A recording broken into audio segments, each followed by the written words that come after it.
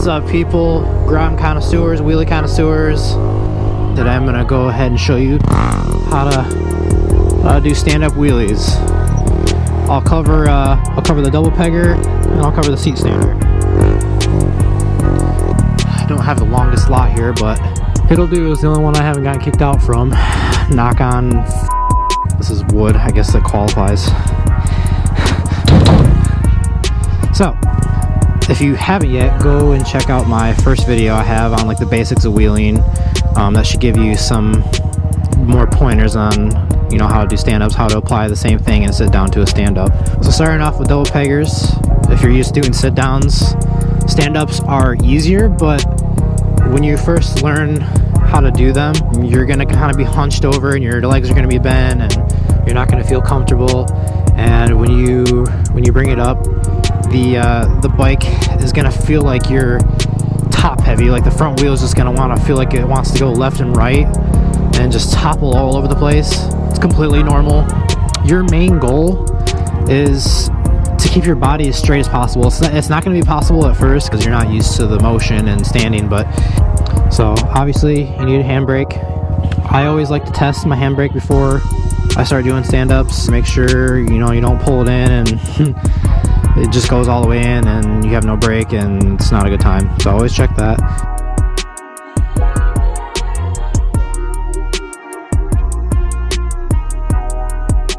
Whatever mile per hour you're comfortable at, I'll do 6 here.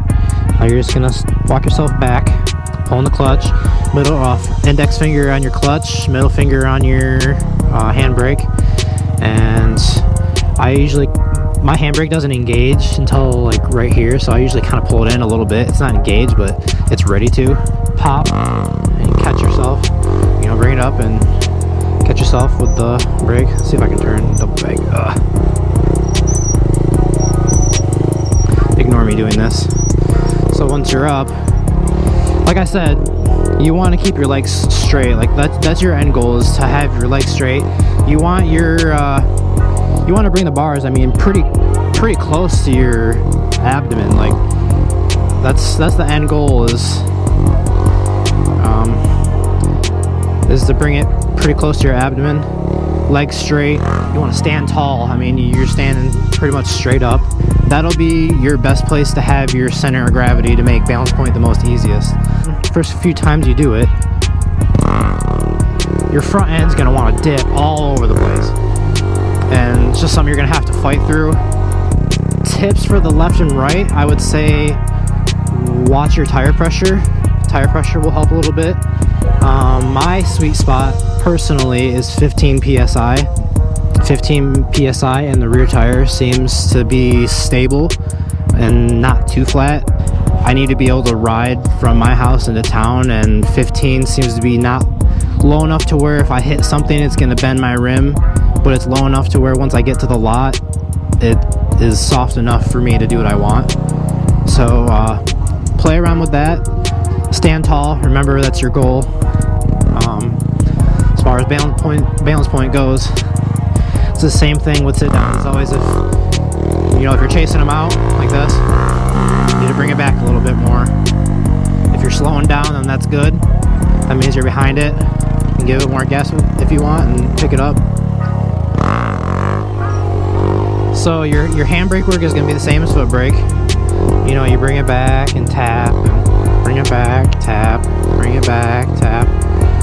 Over time, you'll be able to just maintain a pretty consistent throttle, not moving it at all, and just tapping the brake when I need to. Even if you're stock, you shouldn't really need to pop it too much, but you can compress it and kind of bounce it a little bit and pull back at the same time.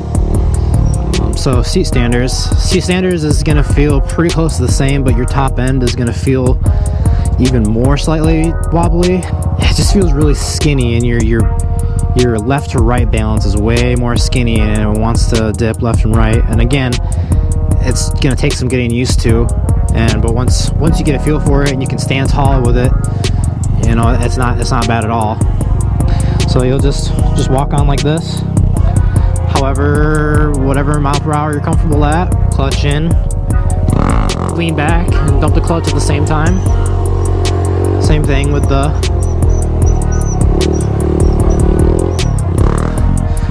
6 miles an hour, pulling clutch. Have your middle finger ready, pop up. As soon as you come back, just tap the brake. And then when you're used to it, you can just, I mean, you're going to be going a lot faster than, I'm only going 12 right now, 10, 12 around there. And you'll probably pick up speed at first, but just know when you're picking up speed, you just got to bring it back a little bit more. You won't loop or scrape unless you let go of the brake, because you can bring it back so far. You'll bring it back and stall probably before you like loop or scrape, because you'll start slowing down. Like,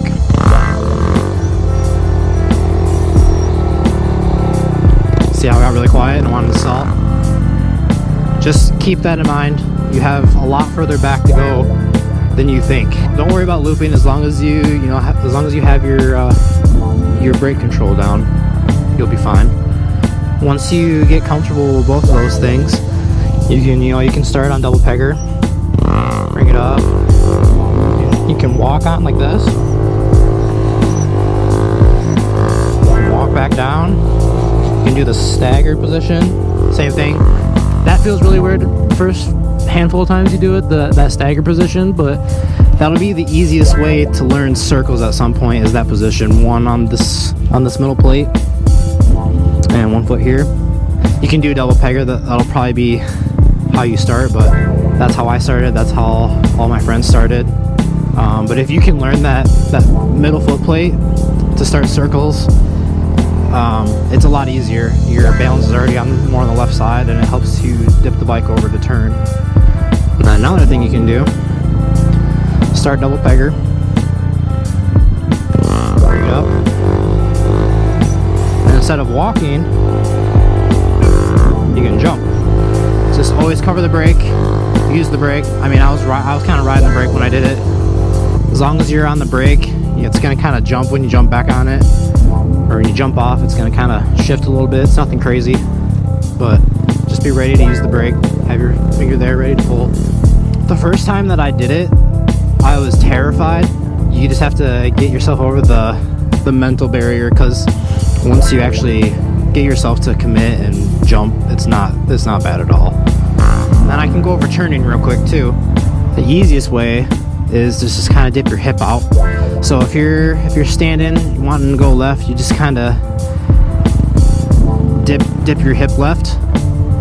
It helps to slow down. It helps to bring it back if you can, if you're used to it. It helps to bring the bike just barely slightly behind balance. It helps you turn. So it naturally makes, I mean, if you bring it back, it naturally makes the bike turn. But if you're going faster and you want to turn, you can do the hip movement. So if you want to go left, bring it up, you just kind of put, I don't have a lot of room to do a full turn here, this lot's really skinny. So you're going to put a little bit more weight on your left foot, and then you're going to dip your left hip out. Keep your body close to the bars, but you just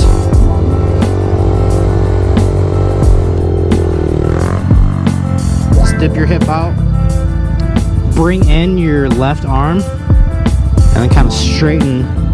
Get yourself on the left side. Kind of bring in this arm, straighten this one, dip your hip out.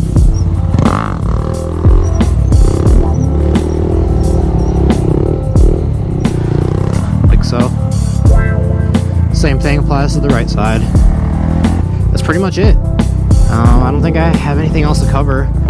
I hope this helps you guys. I hope you learn your stand-ups if you haven't tried them yet. Next video I'm going to do is circles. That's a topic that everybody wants to know how to do. I feel like that's kind of when you're learning wheelies, I feel like that's kind of the end goal, really, is to learn how to do circle combos. I hope this helped you guys. I hope I can continue to help you guys with these how-to videos.